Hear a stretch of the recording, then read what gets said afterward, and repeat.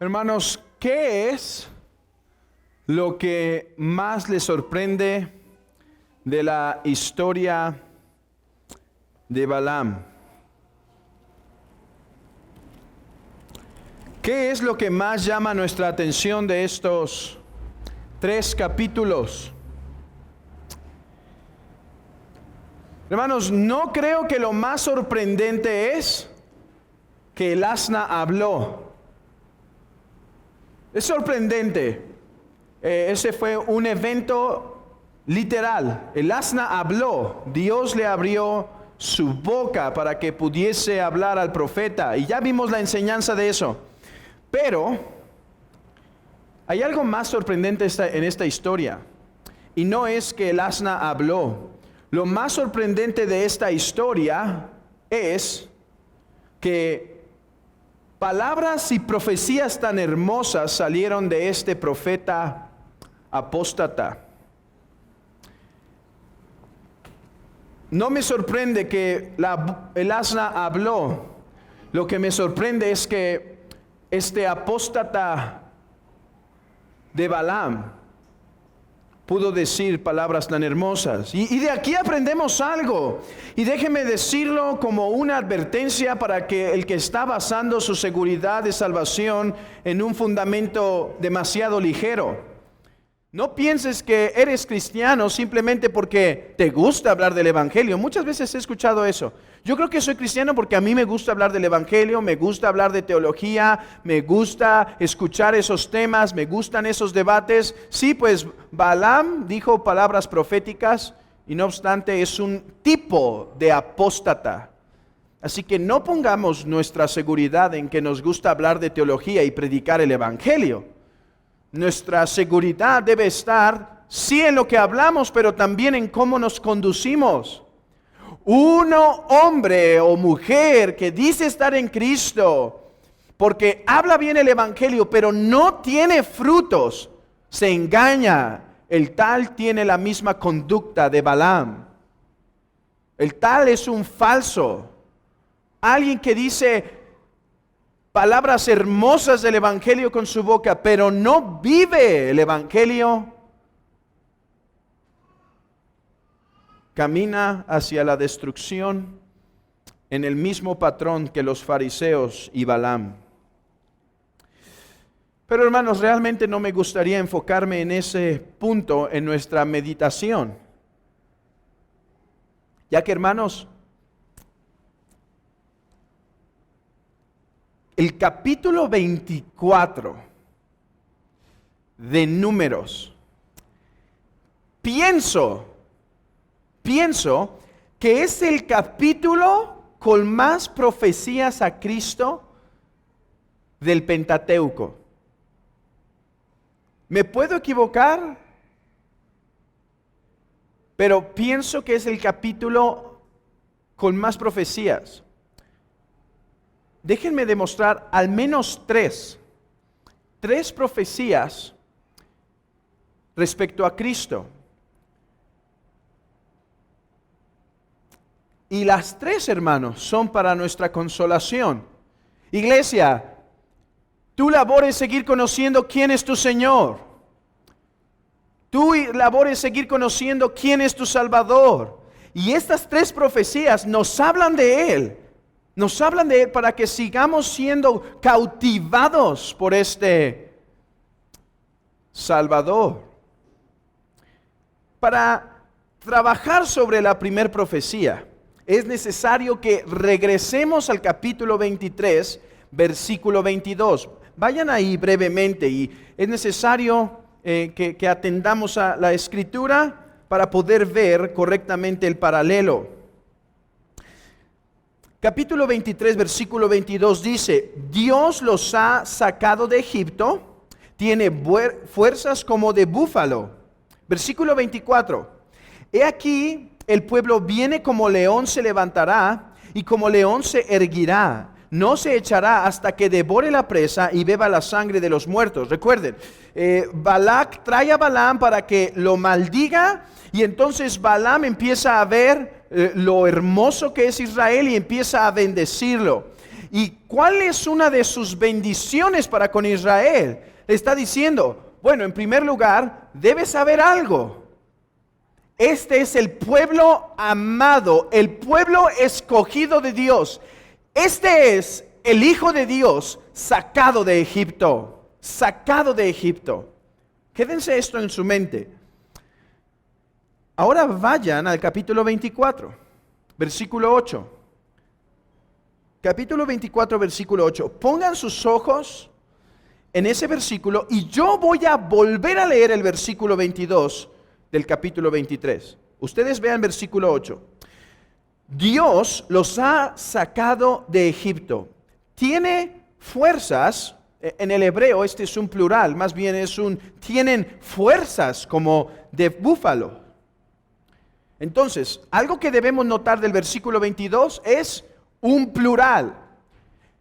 Israel está siendo visto como la nación rescatada, sacada de Egipto, donde Dios es su fuerza. Ok, ¿cómo dice en el versículo 8? Hermanos, vean que es la misma profecía, pero hay un cambio importante. ¿Cuál es el cambio? Leamos. Dios los, ¿sí? No, Dios los sacó de Egipto. Tiene fuerzas como de búfalo. Devorará naciones. La diferencia entre el capítulo 23 y el capítulo 24 respecto a esta profecía es que cambia del plural al singular. ¿Por qué? Porque, hermanos,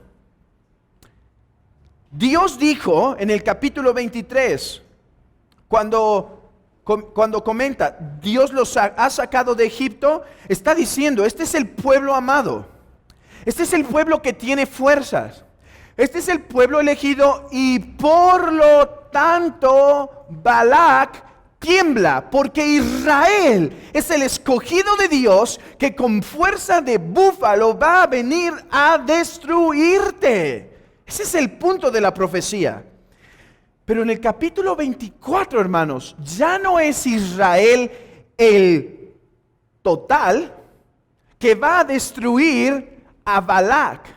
Ahora es uno de Israel que va a destruir a Balac.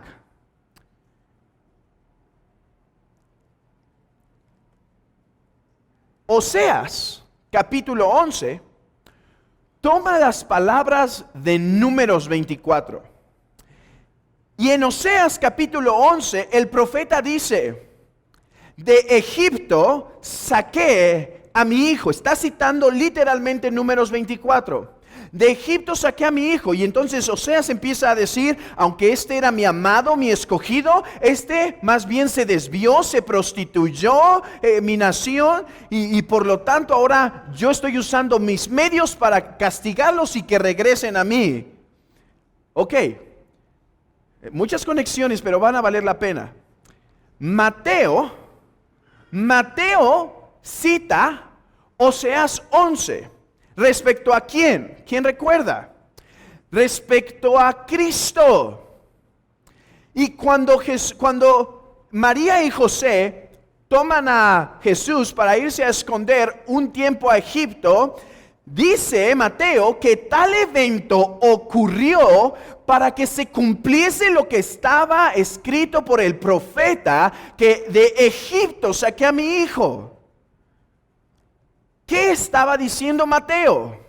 Mateo estaba diciendo, Cristo es este elegido que viene a destruir la nación o las naciones que oprimen a Israel. O sea, hermanos, vean versículo 8 conmigo de Números 24. Dios los sacó de Egipto, tiene fuerzas como de búfalo. Esta es una profecía mesiánica que Mateo reconoce respecto a Cristo. Cristo es el elegido de Dios. Cristo es el Hijo amado de Dios que vino para destruir el reino de las tinieblas e instalar el reino de Dios. De eso trata Números 24, hermanos. De eso trata Números 24. A ver, tu nación pagana, nación de hombres, te estás oponiendo al reino de Dios. Cuando lo quieres maldecir, te estás oponiendo al reino de Dios. ¿Sabe esto? Pues de Egipto saqué a mi hijo y este viene con fuerzas de búfalo. Hermanos, Cristo es aquel elegido de Dios que instala el reino de Dios en la tierra. Por eso vemos en Mateo un énfasis fuerte, continuo, diciendo: el reino de los cielos es semejante a. El reino de los cielos es semejante a.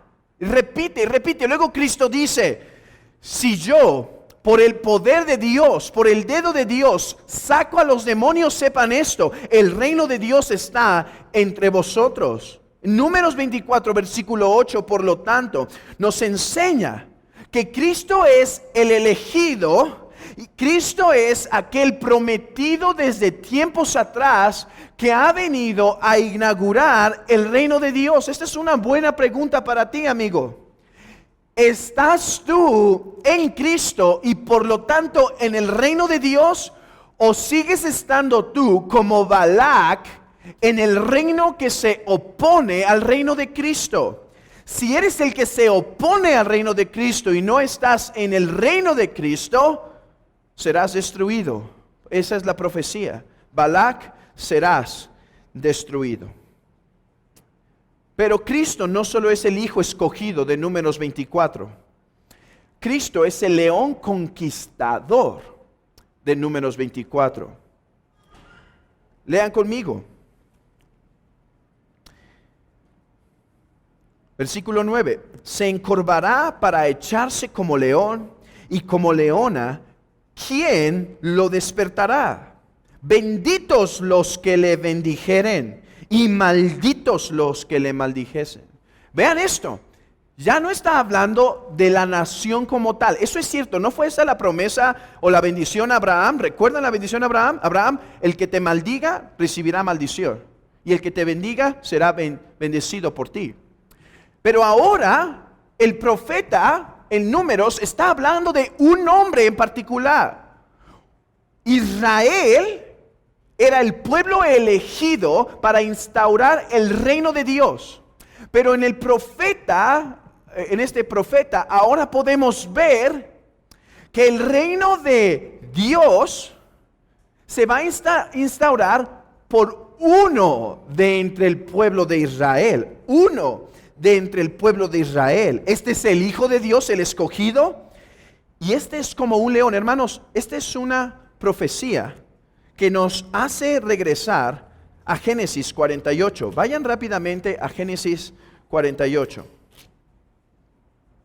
Perdón, es 49, versículo 8.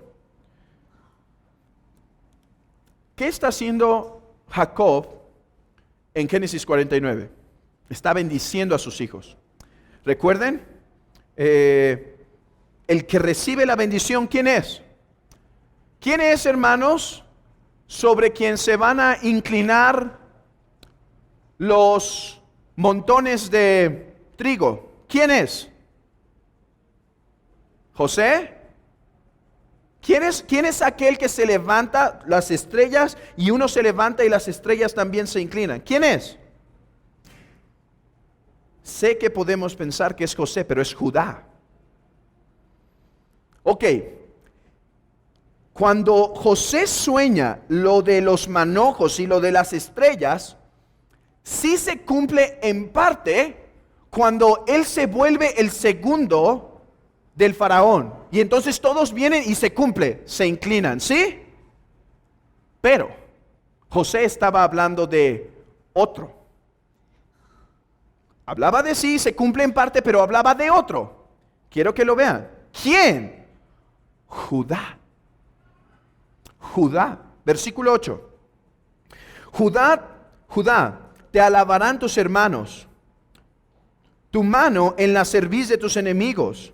Los hijos de tu padre se inclinarán a ti. Cachorro de león, Judá, de la presa subiste, hijo mío. Se encorvó, se echó como león, así como león viejo. ¿Quién lo despertará? No será quitado el cetro de Judá, ni el legislador de entre sus pies, hasta que venga a Silo, y a él se congregarán los pueblos. Hermanos, vean esto. Lo que está profetizando Balaam es uno que es como el Hijo de Dios, que es Israel, el Israel elegido, uno de entre ellos. Y este es de la tribu de Judá. Es uno que es como un león. Vean la profecía desde desde Génesis 49. El elegido, porque la nación elegida es la nación de Abraham, pero de entre ellos es Jacob, y de Jacob es Judá, y de Judá viene David, y Jesucristo es el hijo de David, el león de la tribu de Judá. O sea, lo que estaba profetizando aquí Balaam era la próxima llegada de este que es hijo de Dios, pero que también es el león que viene como león a gobernar, a destruir el reino de las tinieblas. Y hermanos, eso es lo que ve Juan en Apocalipsis 5. He aquí el león de la tribu de Judá. Él es el que ha venido a vencer y a instaurar el reino de Dios. Soy tentado a hacer esto el sermón de esta mañana, pero déjenme hacer uso de su memoria aquí. Recuerden que lo que tenemos en Apocalipsis 5 es a Juan llorando porque no hay uno que pueda abrir los sellos, que pueda quitar los sellos del rollo. ¿Qué hay en el rollo? En el rollo están los decretos de Dios, o sea, la consumación de los planes de Dios para la instauración del reino de Dios. Entonces Juan lloraba y un ángel fuerte se asoma y Juan parece emocionar, decir el ángel fuerte, pero el ángel fuerte solo puede usar sus fuerzas para preguntar, ¿quién será digno de abrir los cielos? Y no se halló ninguno en lo profundo de la tierra, ni en los cielos, no hay uno que pueda abrir. Y entonces dice, yo Juan lloraba mucho porque no había uno que pudiera instaurar el reino de Dios. Estoy hablando demasiado rápido, ¿verdad? Y entonces un anciano se acerca y dice, Juan, no llores. El león de la tribu de Judá ha vencido y él es digno de desatar los sellos. De esto aprendemos de nuestro Señor Jesucristo, que Él es el elegido que ha destruido la fuerza del enemigo, que ha conquistado a sus enemigos. Ni uno ha quedado fuera. Como león ha bebido hasta la sangre de ellos. Ha vencido al diablo, ha vencido al pecado, ha vencido al mundo. El mundo va a pasar. Oh, tú que estás fuera de Cristo, pasarás, porque Cristo venció el mundo. Pasarás y pasarás con el mundo. Tú que todavía eres aliado de Satanás en lugar de siervo de Cristo, serás juzgado juntamente con Él. Tu habitación será juntamente con Él, como dice Mateo capítulo 25. Oh, por eso te digo, sé sabio, admite esta admonestación. Ríndete ante este Salvador, porque es el león de la tribu de Judá que ha conquistado, que ha realizado su perfecta obra. Hermanos, Él es nuestro Salvador, el elegido de Dios. Es cierto. Juan dice, se escucha, el león de la tribu de Judá ha vencido. Y voltea a Juan, ¿y qué ve? ¿Ve el león? No, ve el cordero. Es cierto, vino en humillación. No obstante, conquistó. En su humillación conquistó. Porque lo débil de Dios, dice el apóstol Pablo, es más fuerte que lo poderoso de los hombres. Pero hay una cosa más. Regresen a Números 24.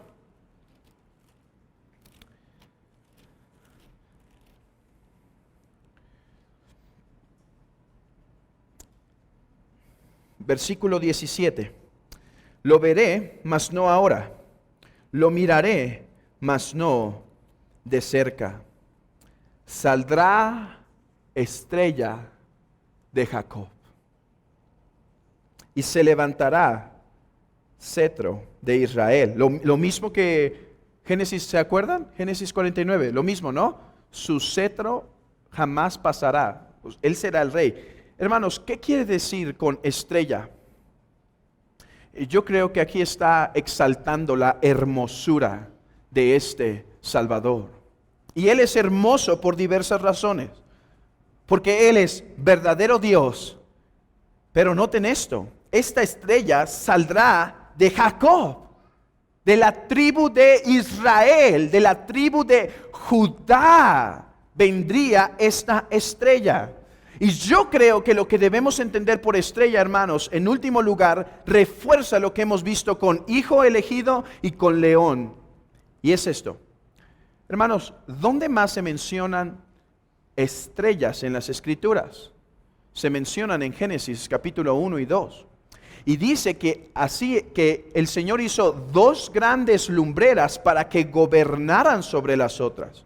Entonces, este Mesías elegido no solo vendría a dominar, a gobernar y a destruir, sino que se convertiría en la cabeza, en el rey, en el soberano de entre los pueblos, de tal manera que no habría uno más grande sobre él. Por eso se le llama en Miqueas estrella de la mañana. Él es la estrella prometida del pueblo de Israel, aquel que vendría a vencer, aquel que vendría a gobernar, aquel que se volvería la cabeza. Por eso, terminemos con estas palabras. Hermanos, bendito eres si lo bendices. Bendito eres si te inclinas a Él. Sí, hermano, la bendición de Dios es sobre ti. Si tú estás en Cristo, no hay alguien más grande, no hay alguien que te pueda maldecir. ¿Quién te podrá hacer daño si Él es el conquistador? Él es el Hijo esperado, el león de la tribu de Judá y la estrella que resplandecería. No hay alguien, hermano, que te pueda maldecir. Lo que pasa en tu vida es la bendición de Dios en diversas formas, pero Él busca la bendición. Pero déjame terminar con estas palabras para ti, amigo. Maldito eres si no lo bendices.